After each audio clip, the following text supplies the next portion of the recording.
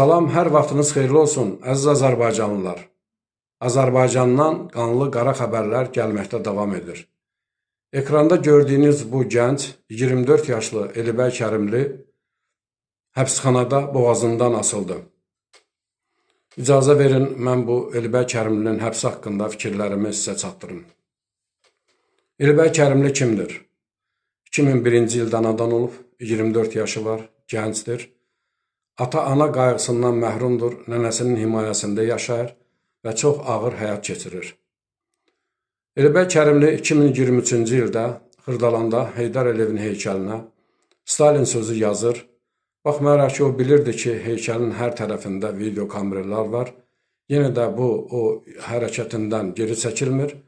Heydər Əliyevin heykəlinə Stalin sözü yazır və evlərinə doğru hərəkət edir. Evə çatmamış Elibəy Kərimlini həbs edirlər.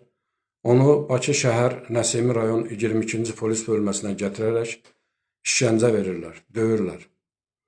Mən Elibəy Kərimlinin məhkəmədə verdiyi ifadəni sizlərin diqqətinə çatdırıram. Elibəy Kərimli deyir ki, mənə o qədər döydülər, işgəncə verdilər, huşumu itirdim. Özümə gələndən sonra mənə dedilər ki, sən ya narkotik satışı ya da silah satışı, qeyri-qanuni silah saxlamaq kimi ağır bir maddə üzərinə götürməlisən. Əgər bu maddələri üzərinə götürməsən, sənin telefonunla Azərbaycanın hərbi obyektlərinin şəkillərini çəkib Ermənistana göndərəcək və sübut edəcək ki, sən vətən xainisən. Bu da sənin ömürlük azadlıqdan məhrum etmək kimi ağır bir maddə ilə üzləşəcəksən. Elibəy Kərimli deyir, dəhşətə gəldim. Hansı ölkədə yaşadığımı sanki indi dərk etdim. Məcburan narkotik satışını boynuma götürdüm və Elibəy Kərimlini 6 il azadlıqdan məhrum etdilər. 2023-cü ildə Elibəy Kərimlini Heydər Əliyevin ölüm günü həbsxanada boğazından asırlar. Bəli, düz eşitdiniz. Heydər Əliyevin ölüm günü boğazından asırlar. Mən tam siyasi məsuliyyətinin deyirəm. Baxmayaraq ki, dövlət orqanları Elibəy Kərimlinin səhhətində, psixoloji durumunda ciddi problemlər olduğundan onu Bakı şəhər 2 saylı istintaq təcridxanasının tibbi məntəqəsinə yerləşdirdiyini bildirilir. Tibbi məntəqəsində isə o özünə intihar etmişdir. Absurddur, tam yalandır. Onun bu fəaliyyətinə diqqət etsəz, görəcək ki, bu siyasi sifariş və onun qətli intiqam xarakteri daşıyır. Xatırlarsınızsa, belə bir praktika 2016-cı ildə də olmuşdur. Yəni, xatırlarsınızsa, həmin dövrdə bütün Azərbaycanın rayonlarında mayın 10-da Heydər Əliyevin ad günü, amma Gül bayramı adı altında təntənəli surətdə qeyd edirlər. Bütün ölkə Gül bayramını, yəni Heydər Əliyevin ad gününü qeyd edirdir. Qiyas İbrahimov və Bayram Məmmədov tarixə heykəl məhbusları düşən bu iki şəxs Heydər Əliyevin heykəlinə, Qul bayramına xoş gəldiniz. Belə bir post yazırlar.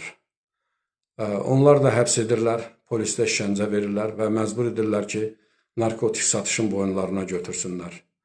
Onlar məcburi şəkildə narkotik satışın boyunlarına götürürlər və Bakı şəhər ağır cinayətlərə dair məhkəmə onları 6 il azadlıqdan məhrum edir. 2023-cü ildə Bayram Məmmədov mayın 2-sində Türkiyədə, Çimərlikdə onun cəsədini tapırlar. Və mayın 9-da onu Azərbaycanda Heydər Əliyevin anadan olduğu günü dəfn edirlər. Əziz həmvətənlər, bu siyasi qətilləri saymaqla qurtarmaq olmaz. Mən bundan əvvəlki video çıxışımda da Azərbaycanda siyasi qətillər haqqında danışmışdım. Lakin bugün yenə də bu qanlı tariximiz haqqında danışıram. 1997-ci il Ziya Bünyadov ölkədə korrupsiya və rüşvətin dövlət idarə etmə sistemi haqqında çoxsaylı çıxışlarına görə ağzından güllə ilə vurulur. 2005-ci il martın 2-si Monitor jurnalının rəhbəri Elmar Hüseynov evinin yaxınlığında ağzından güllə ilə vurulur. Yəni, eyni motivli qətil.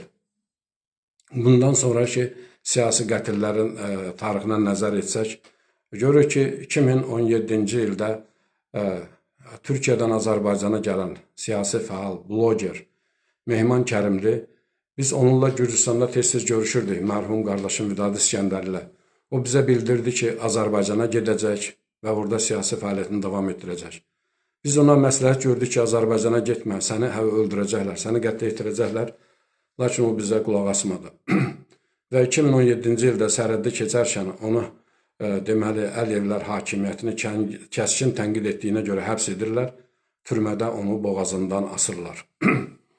Əziz həmvətənlər, avtoritar rejimlərin bu bir qaydasıdır ki, hakimiyyəti tənqid edənlərə qarşı onlar vaxtaşırı siyasi qətllər həyata keçirirlər.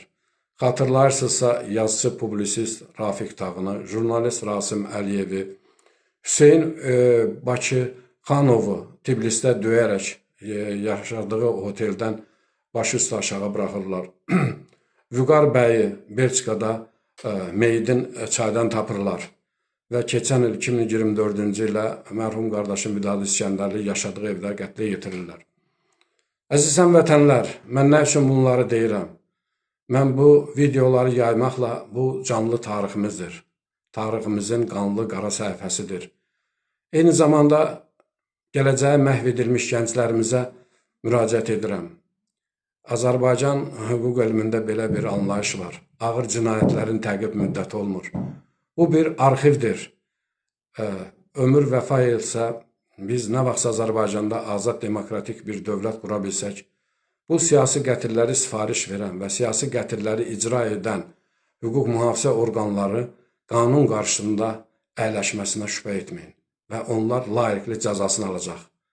Həyatdır, bəlkə bizə bu imkandan uca Tanrı bizi məhrum etsə, siz gənclər, Azərbaycanın gəncləri, gələcək gəncləri, bu videoları arxivdən tapıb, bu siyasi qətilləri sifarişçilərini, onu həyata keçirdən polis işçilərini, penitensiar xidmətinin işçilərini, prokurorluğu, ədalətsiz hökm çıxardan məhkəmə orqanlarının işçilərini qanun qarşısında əyləşməsini təmin edin. Əziz həmvətənlər, hesab edirəm ki, bu son qətil deyil. Biz arzu edərdik ki, bu son siyasi qətil olsun. Lakin bizim aldığımız məlumata görə növbəti ildə Avropada yeni qətillər törədiləcək siyasi fəallara qarşı. Hesab edirəm ki, əgər bu videonu qismən də olsa bəyəndinizsə, Oktay Elturan TikTok kanalıma üzv olun, paylaşın. Azərbaycan Dünya Meridyenləri YouTube kanalım da fəaliyyətdədir. Mən bu çıxışları tariximiz üçün, arxivimiz üçün yaram. Eyni zamanda gənclərimizi gələcək mübarizəyə hazırlayıram ki, qoy onlar bilsinlər ki, bizim qanlı tariximizdə apardığımız siyasi mübarizə bizə qarşı hər an qətl hadisəsi törədilə bilər. Onlar bu işlərin hamısını dərindən dəqiq öyrənsin və gələcəkdə ağır bir məhkəmə, əsrin məhkəməsi olacaq. Mən hesab edirəm ki, uzun müddətli hakimiyyətlər ola bilər, diktatur ola bilər, amma əbədi olmayacaq. Nə vaxtsa Azərbaycan dövlətini sıfırdan quracaq və siz gənclər bu qatilləri, cinayətləri cinayət məsuliyyətinə cəlb etməsini təmin edin.